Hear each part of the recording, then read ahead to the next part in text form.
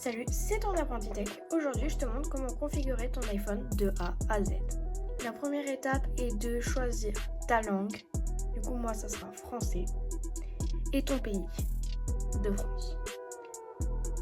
Ça va te faire changement de la langue. Puis tu as juste à attendre. Après, il te demande si tu es féminin, masculin ou neutre. Ou si tu veux, tu peux le configurer plus tard, juste en bas.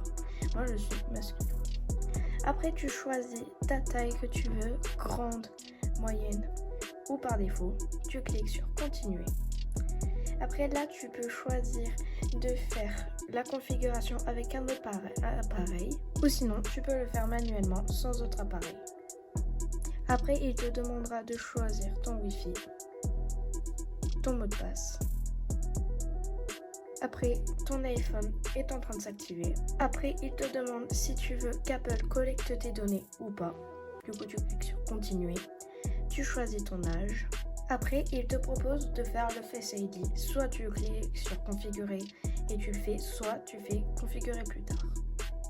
Après, tu crées un code à 4 chiffres ou à 6 chiffres. Tu le retapes. Puis tu choisis si tu veux ne rien transférer depuis un Android, un Mac ou un PC, depuis un autre iPhone ou depuis une sauvegarde iCloud. Moi je vais faire ne rien transférer. Après tu peux te connecter avec ton mot de passe iCloud. Dès qu'il se sera connecté, il va te demander si tu veux accepter les conditions générales. Soit tu acceptes, soit tu refuses. Après, tu vas cliquer sur utiliser les réglages ou personnaliser. C'est toi qui décides.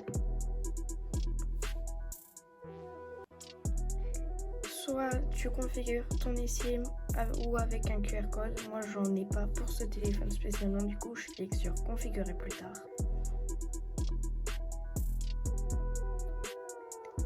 Après, il te demande si tu veux configurer une carte. Moi, pas sur cet iPhone. Du coup, je clique sur configurer plus tard. Après, il te demande si tu veux qu'Apple aide à améliorer son système en analysant ton téléphone. Du coup, tu choisis encore si tu veux partager ou pas. Après, c'est pareil, mais avec les enregistrements audio. Moi, je clique sur plus tard. Puis, ton iPhone sera prêt. Tu as juste à cliquer sur démarrer. Là, tu as ton iPhone prêt et configuré.